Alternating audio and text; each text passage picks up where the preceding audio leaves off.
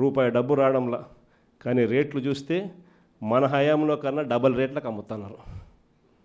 ఇసుక మాఫియా, మట్టి మాఫియా, మద్యం.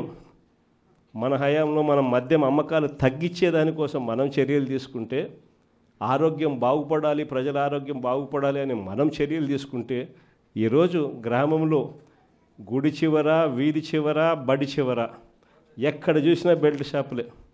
ప్రతి బెల్ట్ షాప్లోనూ కూడా ఎంఆర్పి కన్నా 20 రూపాయలు 30 రూపాయలు ఎక్కువ రేటుకి అమ్ముతూ ఉన్నారు. ఏమంటే మీ ఊర్లోకి తెచ్చి అమ్ముతున్నాం కదా అంటున్నారు. ఎక్కడ చూసినా మాఫియాలే.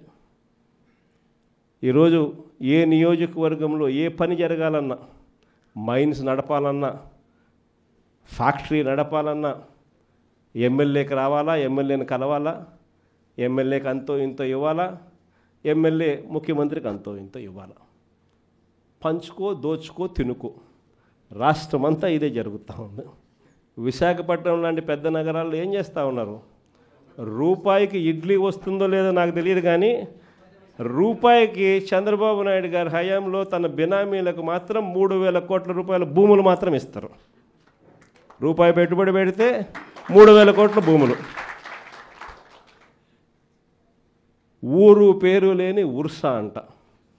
ఇంకొక కంపెనీ లూలు అంట. లూలులు, లిల్లీలు. ఈ కంపెనీలకు మరో 1,500 నుంచి 2,000 కోట్లు విలువ చేసే భూమి విశాఖపట్నంలో వాళ్ళకు కూడా దారాదత్తం. ఈ మాదిరిగా ఇష్టానుసారంగా లంచాలు తీసుకోవడం, నాకింత నీకింత అని పంచుకునే కార్యక్రమం జరుగుతూ ఉంది. మొట్టమొదటిసారిగా మొబిలైజేషన్ అడ్వాన్స్ అనేది మనం తీసేస్తే, మొబిలైజేషన్ అడ్వాన్స్ ఈయన అదే పనిగా తీసుకొచ్చినాడు. మనం రివర్స్ టెండరింగ్ మనం తెస్తే ఈయన రివర్స్ టెండరింగ్ క్యాన్సిల్ చేసినాడు. మనం జ్యుడిషియల్ ప్రివ్యూని మనం తీసుకొస్తే జ్యుడిషియల్ ప్రివ్యూని ఈయన క్యాన్సిల్ చేసినాడు. చేసి కాంట్రాక్టర్లు రింగ్ ఫామ్ అవుతున్నారు, ఇష్టం వచ్చిన రేట్లను పెంచేస్తున్నారు, పెంచిన రేట్లకు వేస్తున్నారు. వేస్తానే ఈయన మొబిలైజేషన్ అడ్వాన్స్ 10% ఇస్తాడు, 8% వాళ్ళు చంద్రబాబు నాయుడుకి వెనక్కిస్తున్నారు. డబ్బు ఈయన వాళ్ళకియడం, ఈయన మొబిలైజేషన్ అడ్వాన్స్ కింద 10% వాళ్ళకి ఇస్తే ఈయన 8% తిరిగి వెనక్కిస్తున్నారు ఈయన జోబిలీకి. విడిగా కరప్షన్. మరోవైపున చూస్తే రెడ్ బుక్ రాజ్యాంగం. ఏం చెప్పాల్సిన పనులు. రెడ్ బుక్ రాజ్యాంగం గురించి నాకన్నా మీకే బాగా తెలుసు. ఏ రకంగా పోలీసులను వాచ్మెన్ల కన్నా దారుణంగా వాడుకుంటూ ఏ రకంగా రెడ్ బుక్ రాజ్యాంగం నడిపిస్తూ ఉన్నారు. ఇంతటి దారుణమైన పాలన సాగిస్తూ ఉన్నప్పుడు ఇలాంటి దుర్మార్గం ఎక్కువ రోజు నిలబడదు. ఈరోజు ఒకటే మీ అందరికీ కూడా చెప్తా ఉన్నా, ఇంతకుముందు హయాంలో, మన హయాంలో బహుశా కార్యకర్తలకు నేను అనుకున్న మేరకు నేను చేయలేకపోయి ఉండొచ్చు. ఎందుకంటే నేను వస్తూనే కోవిడ్ వచ్చింది. జూన్లో ప్రమాణ స్వీకారం మనం చేసాం.